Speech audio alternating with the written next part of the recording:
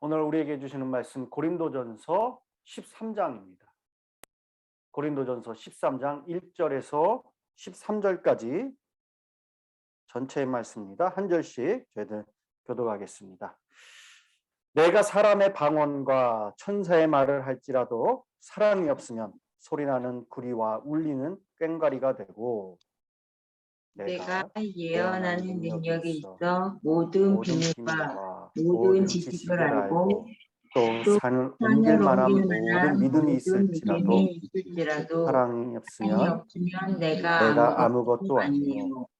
내가 내게 있는 모든 것으로 구제하고 또 내 몸을 불사르게 내줄지라도 사랑이 없으면 내게 아무 유익이 없느니라. 사랑은 오래 참고 사랑은 온유하며 시기하지 아니하며 사랑은 자랑하지 아니하며 교만하지 아니하며 무례히 행하지 아니하며 자기의 유익을 구하지 아니하며 성내지 아니하며 악한 것을 생각하지 아니하며 불의를 기뻐하지 아니하며 진리와 함께 기뻐하고 모든 것을 참으며 모든 것을 믿으며 모든 것을 바라며 모든 것을 견디느니라. 사랑은 언제까지나 떨어지지 아니하되 예언도 패하고 방언도 그치고 지식도 패하리라. 우리는 부분적으로 알고 부분적으로 예언하니 온전한 것이 올 때에는 부분적으로 하던 것이 패하리라. 내가 어렸을 때에 말하는 것이 어린아이와 같고 깨닫는 것이 어린아이와 같고 생각하는 것이 어린아이와 같다가 장성한 사람이 되어서는 어린아이의 일을 버렸노라.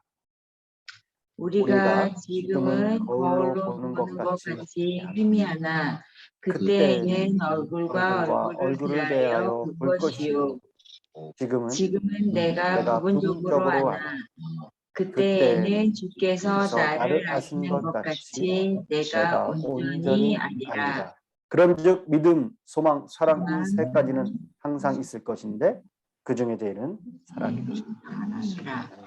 네. 고린도 전후서로 나누는 슬기로운 성도 생활 19번째 시간입니다. 오늘 말씀 너무나 유명하죠. 외울 정도로 여러분들 다 잘 아실 겁니다. 많이 읽기도 하셨고 또 성경 설교를 또 많이 들으셨을 거예요. 얼마 전에 몇 주 전에도 담임 목사님께서 이 본문을 가지고 설교 내용을 삼으셨는데요. 오늘도 큰 은혜 있길 바랍니다. 바울은 지난 12장에서 이 고린도 교회에 있었던 은사에 대한 자랑과 이 분쟁에 대해서 이야기했습니다. 고린도 교회 성령의 역사가 강하고 다양하게 그렇게 나타났던 것 같습니다. 그래서 어떤 사람에게는 지혜의 말씀, 어떤 사람에게는 지식의 말씀, 그리고 믿음을 병고치는 은사, 능력 행함, 또한 예언함, 영들 분별함, 각종 방언을 말하고요. 그리고 어떤 사람에게는 또 그 방언을 통역하는 은사까지 다양했습니다. 강했습니다. 이런 은사들은 이 사람들로 하여금 믿음을 갖게 하는 긍정적인 역할도 하였지만은 교회 내 질서를 어지럽히는 부정적인 역할도 했습니다. 이렇게 강하고 다양한 은사들로 성도들은 은사를 내세워서 자랑을 하며 공동체 내에서 분쟁을 발생했습니다. 바울은 고린도 교회 성도들이 이 성령의 은사의 문제에 관한 이 바른 이해를 갖게 해야 할 필요를 느꼈습니다. 하여서 겉으로 드러나는 은사가 중요한 것이 아니라 그리스도인이 예수 그리스도를 주님으로 믿고 영접하고 고백하는 그 사람이라면 모든 그리스도인은 어떻습니까?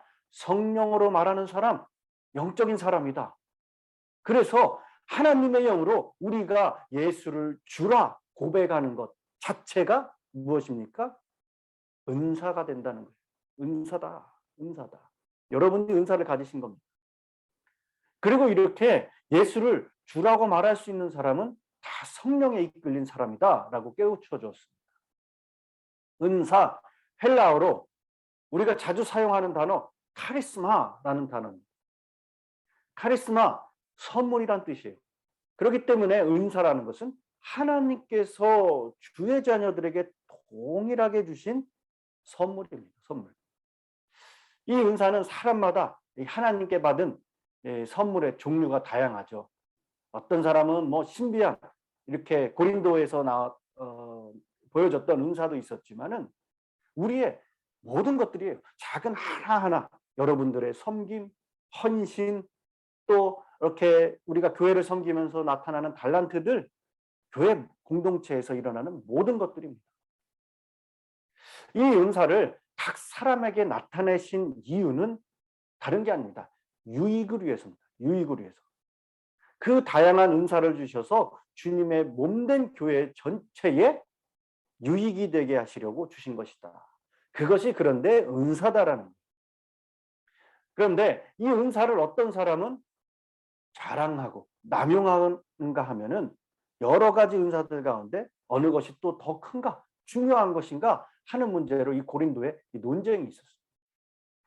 또한 이 자신이 가진 은사를 자랑하고 자신보다 못한 은사라고 여겨지는 사람은 또 무시하기도 합니다. 고린도 성도들, 이 사람들이 소유한 은사 종류를 통해서 교회 안에서 이렇게 서열을 정하게 되고 또한 이 파당을 짓게 되는 거예요. 특히 이들은 겉으로 드러나는 이 방언의 은사를 어떤 것보다 더 가장 높이 평가하고 이 사모했던 것으로 보입니다. 그래서 이 방언의 은사를 더 강조하면서 그것을 성령을 받았는지 아닌지를 가리는 기준으로 삼으려는 일까지 나타났던 거예요. 그러나 이러한 모든 이 자세는 이 바울이 볼 때는 정말 미련한 것이었죠. 바울은 모든 은사가 그리스도의 몸인 교회를 세울 때 필요한 것이고, 그렇기에 누가 더 뛰어나고 안 뛰어난 거 그런 것도 없이 그냥 낮을 것도 없다라고 말씀하고 있습니다. 그래서 바울은 이와 같이 높은 어떠한 은사가 따로 있다고 말하는 미련한 고린도 교회의 성도들의 수준에 맞추어서 이들에게 가장 뛰어난 은사, 그들이 사모하는 방언의 은사보다 더 큰 은사가 있다고 말하는 것이 2장 마지막 절 31절입니다. 너희는 더욱 큰 은사를 사모하라. 내가 또한 제일 좋은 길을 너희에게 보이리라. 이렇게 사도 바울이 가장 크고 좋은 은사를 보여주겠다 말한 후에 오늘 본문 13장으로 넘어가서 더 큰 어떤 은사를 소개하는 겁니까? 바로 사랑입니다. 사랑의 은사라는 거예요. 즉 바울은 방언이 제일 높은 은사다라고 생각했던 고린도 교인들에게 사랑이 없으면은 여러분의 은사는 아무것도 아니다라고 그들에게 아주 일침을 가하는 거죠. 즉 고린도 교회 성도들이 사모해야 할 것은 서로의 은사를 시기하거나 또한 자랑할 것이 아니라 자신의 은사를 가지고 그리스도의 몸된 형제자매를 사랑하고 섬기는 것을 사모해야 된다. 바로 이런 사랑이야말로 가장 가치 있고 가장 덕과 유익이 되는 큰 은사다라는 것을 깨우쳐주는 말씀이 바로 오늘 13장 말씀입니다. 이 8절에 바울은 예언도 패하고 방언도 그치고 지식도 패한다고 했습니다. 은사들은 마지막 날 다 사라질 것이다. 바울은 그러나 사랑은 언제까지나 영원하다. 떨어지지 않는다라고 말합니다. 예언, 방언, 지식의 은사들은 사라질 것이나 사랑은 결코 사라지는 것이 아니기 때문에 따라서 고린도 교인들은 무엇이 진정하고 가장 소중한 가치 있는 은사인지가 이제는 분명해졌어요. 고린도 교회 사람들은 지식과 연변이 뛰어났죠. 사람의 방언과 천사의 말을 한다 할지라도 그 안에 사랑이 없으면 소리나는 구리와 울리는 꽹과리와 같다는 것이 더 확실하고 분명해졌습니다. 여러분, 이 구리라는 말, 징과 같은 악기입니다. 징. 그리고 고린도 도시에서는 이 그리스의 신들을 섬기기 위한 이 종교 의식을 행하면서 매우 소란스럽게 그런 악기를 가지고 사용을 했습니다. 한국에서도 마찬가지죠. 이 무당들이 보면은 저도 실제로 보진 못했습니다. TV를 보면은 막 요란스럽게 막 그런 악기들을 치면서 할 때가 있죠. 마찬가지예요.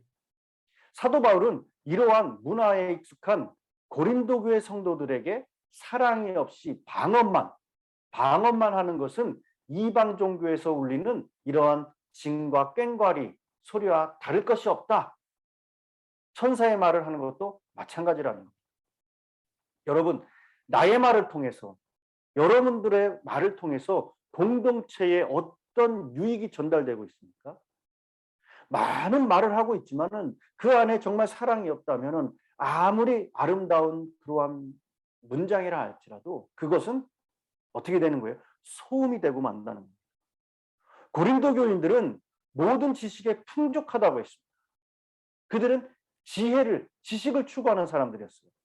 그래서 2절에 보면은 내가 예언하는 능력이 있어 모든 비밀과 모든 지식을 알고 또 산을 옮길 만한 모든 믿음이 있을지라도 사랑이 없으면 아무것도 아니다라는 것. 모든 비밀과 모든 지식을 알고 이 뜻은 하나님에 대한 지식입니다. 사도 바울은 아무리 비상한 어떠한 성경 지식을 가졌다 할지라도 그 안에 사랑이 없으면 아무런 가치가 없다라고 말합니다. 그걸 가지고 어떤 행위를 한다 할지라도 그것은 진정성이 없는 무엇이 되는 거예요? 쇼가 된다는 거죠. 예수님 시대에 성경에 대해서 가장 많이 지식을 가진 자들 바리새인, 사두개인, 서기관들이었어요. 그들은 그 지식을 통해서 동족인 유대인들을 섬기려 하기보다는 도리어 사람들에게 자신들의 인정과 존경을 받기 원했어요. 고린도 사람들과 마찬가지예요. 유대 사회에서 높은 자리를 차지하기로 했습니다. 이 모든 비밀과 모든 지식을 소유했어도 그 마음에 이렇게 사랑이 없기에 그들은 예수님 보실 때도 아무런 유익도 없는 자들이었어요. 그래서 바울은 언변으로 복음을 전하지 않았다라고 얘기했죠. 하나님 보시기에 사랑이 없는 모든 종류의 예언과 지식은 아무런 가치가 없습니다. 자신의 존재 가치도 없어지는 거예요. 우리 그리스도인들의 존재 가치도 없어지는 거예요. 이 사도 바울은 아주 명확하게 고린도 교인들이 가지고 있는 이 착각을 오늘 말씀을 통해서 깨트려 버리는 거예요. 3절에 보면은 내게 있는 모든 것으로 구제하고 또 내 몸을 불사르게 내어줄지라도 사랑이 없으면 아무 유익이 없다. 이 고린도 교인들에게 이 구제가 있었습니다. 남을 잘 돕고 섬기는 것도 여러분 하나님께서 주신 은사예요. 교회 안에서도 가장 귀하고 꼭 필요한 은사입니다. 그러나 그렇게 섬기는 것이 하나님을 사랑하고 상대방을 사랑하고 영혼을 사랑하는 마음에서 비롯된 것이 아니라 그저 자기 만족, 자기 행복을 위한 어떠한 선행과 희생은 아무런 소용이 없다는 거죠. 당시에도 이 교회 안에서 부자 성도들이 자신의 소유를 가지고 구제하는 일들이 있었습니다. 그러나 그들은 이러한 희생을 통해서 교회 내에서 자신이 어떠한 위치에 있고 중요한 사람을 알리기를 원했습니다. 그들이 그렇게 이 자신의 돈을 들여가면서 가난한 자들을 도운 이유는 정말 그들을 사랑해서 그런 것이 아니라 다른 사람들에게 인정을 받기 위함이었습니다. 고린도 교인들이 그랬다는 거예요.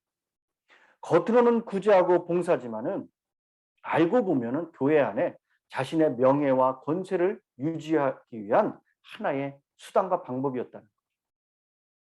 이 사도 바울은 이러한 구제 활동, 봉사 활동 역시 아무런 사랑이 없다면 유익이 없다라고 말하고 있습니다. 우리는 구제하는 행동을 큰 사랑의 표현으로 봅니다. 아무리 아름다운 선행도 이 자신의 전부를 내어주는 헌신도 그 안에 진정성이 없는 사랑, 하나님에 대한 사랑이 없으면 그러한 선행과 헌신은 우리의 영혼에 아무런 유익도 되지 않습니다. 요한복음 13장 35절에 예수님은 너희가 서로 사랑하면 이로써 모든 사람이 너희가 내 제자인 줄 알리라 라고 말했습니다. 그리고 골로새서 3장 14절에 보면은 이 모든 것 위에 사랑을 더하라. 이는 온전하게 매는 띠다라고 이야기합니다. 여러분, 인간의 방식대로 살아가는 이 고린도 교회에 시기와 분열이 나왔죠. 그러나 사랑의 방식은 온전하게 매는 띠가 된다는 거예요. 우리가 정말 하나님의 일을 이루기 원하는 사람들이라면은 이 말을 들어야 됩니다. 우리의 증거는 우리가 사랑할 때 선명해진다는 거예요. 그래서 교회가 점검해야 할 것은 얼마나 많은 프로그램에 있는가, 얼마나 많은 사역이 일어나고 있는가 하는 것이 아니라 얼마나 사랑이 있는가, 얼마나 사랑이 있는가. 개인의 신앙도 마찬가지입니다. 이 말씀을 통해서 우리에게 물어보기로 합니다. 내가 정말 사랑으로 행동하고 있는가? 저에게도 참 부끄러운 일. 내가 정말 사랑하고 있는가? 하나님을? 누가복음 11장 42절에 너희가 박하와 운향과 모든 채소의 11조를 들이되 공의와 하나님께 대한 사랑은 버리는도다. 그러나 이것도 행하고 저것도 버리지 아니하여야 할지니다 라고 말하고 있습니다. 성경은 사랑 없이도 종교 행위를 할 수 있다고 말합니다. 심지어 하나님에 대한 사랑이 없이도 종교 활동이 가능하다는 것. 주님 보시기에 얼마나 슬프고 안타까운 일입니까?